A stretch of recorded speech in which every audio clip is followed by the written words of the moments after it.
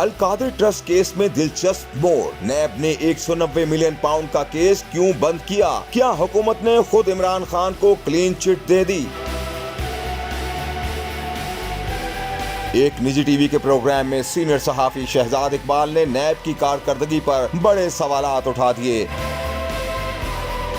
अपनी गुफ्तगू में सीनियर सहाफी शहजाद इकबाल का कहना था कि 2020 में नैब ने 190 मिलियन पाउंड केस को बंद कर दिया था। इसके बाद 2022 में पीडीएम हुकूमत ने नैब तरमीमी ऑर्डिनेंस में ये शिक डाल दी थी कि जब कोई नैब केस बंद हो जाए तो उसे दोबारा खोला नहीं जा सकता। कि जो केस इस वक्त चलाया जा रहा है वो 2020 में नैब ने बंद कर दिया था, क्योंकि 2022 में जो अमेंडमेंट आई है नैब ने जो पीडीएम की हुकूमत ने की नैब ऑर्डिनेंस में अमेंडमेंट, उसमें उन्होंने ये शिक डाल दी है कि अब कोई केस अगर बंद होता है नैब की जानिब से तो फिर वो कोर्ट के अहकामात के बगैर नैब दोबारा खोल नहीं सकता। उनका मजीद कहना था कि नैब ने इस केस की तहकीकात के आगाज में ही अल कादिर ट्रस्ट केस को खत्म कर दिया था, हालांकि नैब के पास इसकी छोटी से छोटी तफसीलात मौजूद थीं। जबकि इन मिनट्स ऑफ द मीटिंग को पढ़ के ये पता चलता है कि नैब के पास इस केस की बहुत माइनर डिटेल्स तक मौजूद थी। अपनी गुफ्तगू में सीनियर सहाफी शहजाद इकबाल ने नैब पर एतराजात करते हुए ये कहा कि साबिक चेयरमैन नैब के अलावा नैब के एग्जीक्यूटिव बोर्ड भी इस केस के बारे में जानते थे।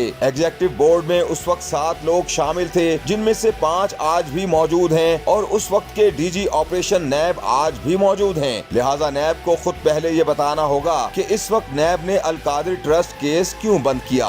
लेकिन उस वक्त ये रिकमेंडेशन एग्जीक्यूटिव बोर्ड की तरफ से आई थी और एग्जीक्यूटिव बोर्ड में जो 7 लोग थे उनमें से 5 लोग आज भी मौजूद हैं और उस वक्त जो डीजी ऑपरेशंस थे जाहिर शाह साहब वो आज नैब के डिप्यूटी चेयरमैन भी हैं और गालिबन if I am not wrong तो वो प्रोसिक्यूटर जनरल अकाउंटेबिलिटी भी वही है, जिन्होंने पहले केस क्लोज किया था 190 मिलियन पाउंड की ट्रांसफर वाला और उनको पता था कि वो पैसे सुप्रीम कोर्ट में गए, रियासत पाकिस्तान को नहीं मिले।